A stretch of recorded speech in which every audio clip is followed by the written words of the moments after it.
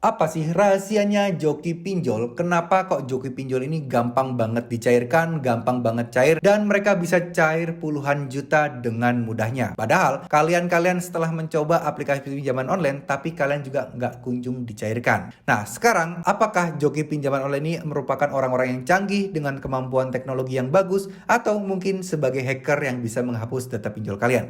Jawabannya 100% enggak. Joki pinjol adalah orang biasa yang mungkin bisa diberikan sedikit pengetahuan bagaimana caranya untuk membuat data fake, bagaimana caranya untuk membuat data palsu, dan bagaimana caranya membersihkan HP-nya. Karena mungkin HP-nya khusus ya teman-teman. Tapi joki pinjol tidak akan pernah bisa mencairkan pinjaman online bagi orang-orang atau debitur-debitur yang gagal bayar atau telat bayar, yang datanya sudah dalam tanda kutip busuk teman-teman ya. Jadi misal kalau kalian dikasih info tentang joki pinjol, oh saya kemarin bisa loh berhasil nyairin 5 juta, 10 juta, kemudian 8 juta, terus kemudian kasih fee berapa persen. Nah, itu bisa dipastikan mereka-mereka ini datanya bersih. Mereka-mereka ini datanya memang ya mungkin orang yang mengajukan tadi yang gagal-gagal sebelumnya itu adalah salah-salah ngisi data aja. Misal, ngisi alamatnya itu kurang lengkap lah, ngisi alamatnya itu agak salah-salah lah, terus kemudian nomor HP, identitas diri itu masih gaptek, dan masih nggak paham cara ngisinya. Nah, di sini peranan joki pinjol itu tadi adalah meminjam data kalian yang masih bersih itu untuk diajukan dari tempat mereka ya.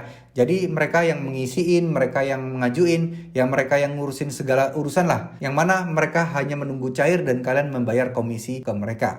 Namun ini merupakan sebuah kesalahan besar, di mana ketika kalian memberikan data pribadi kalian kepada orang lain yang mungkin kalian nggak kenal, yaitu di sini adalah joki pinjol, itu akan ada kemungkinan. Iya, kalau joki pinjolnya ini orang yang baik, tapi kalau dia ada orang yang jahat, data kalian pertama bisa dijual. Kemudian data kalian bisa digunakan untuk mengajukan pinjaman online di aplikasi pinjol yang lain. Ya, ini yang paling bahaya. Misal kalian cair 10 juta ya, kemudian data kalian ini dipakai untuk pinjol tempat lain. Dia bisa aja berkelit beralasan dan lain sebagainya untuk pendanaan dan lain sebagainya. Tapi tanpa sepengetahuan kalian, data kalian digunakan untuk pinjol di tempat lain, tentunya itu juga bisa. Nah, emang bisa bang, kan perlu verifikasi wajah, terus kemudian perlu juga verifikasi rekening dan lain sebagainya. Nah, joki pinjol itu hebatnya dan canggihnya di situ. Mereka bisa kemungkinan besar menggunakan kayak semacam aplikasi bawaan, yang mana itu bisa untuk mengelabui kayak verifikasi wajah dan juga bisa membuat virtual account rekening bank, dimana kalau misalnya dicek memang adalah rekening kalian, tapi masuknya uang itu bukan ke rekening kalian teman-teman ya. Sesimpel itu dan sesederhana itu konsepnya teman-teman ya.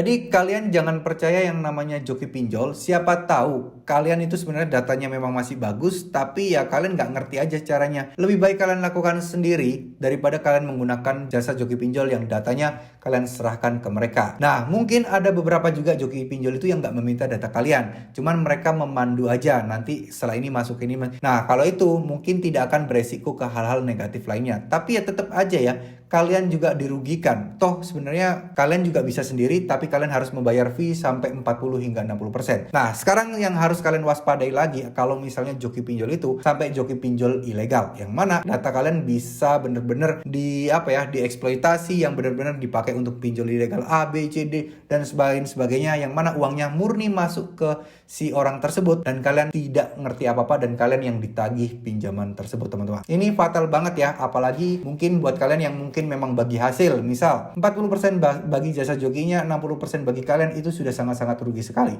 Karena yang digunakan adalah data kalian, yang dirugikan adalah kalian, dan tentunya kalau ada masalah dan lain sebagainya, yang dirugikan hanya kalian. Di jasa joki pinjolnya enak, begitu dapat uang tinggal pergi begitu aja teman-teman ya. Jadi sebaiknya kalian pertimbangkan baik-baik jika kalian ingin menggunakan jasa joki pinjol. Percayalah, tidak ada yang 100% aman, akan ada banyak resiko. Iya, kalau kalian dapat orang yang bisa dipercaya, kalau enggak, kalian justru akan malah rugi puluhan juta teman-teman ya. Mohon maaf jika ada salah-salah kata. Terima kasih. Wassalamualaikum warahmatullahi wabarakatuh.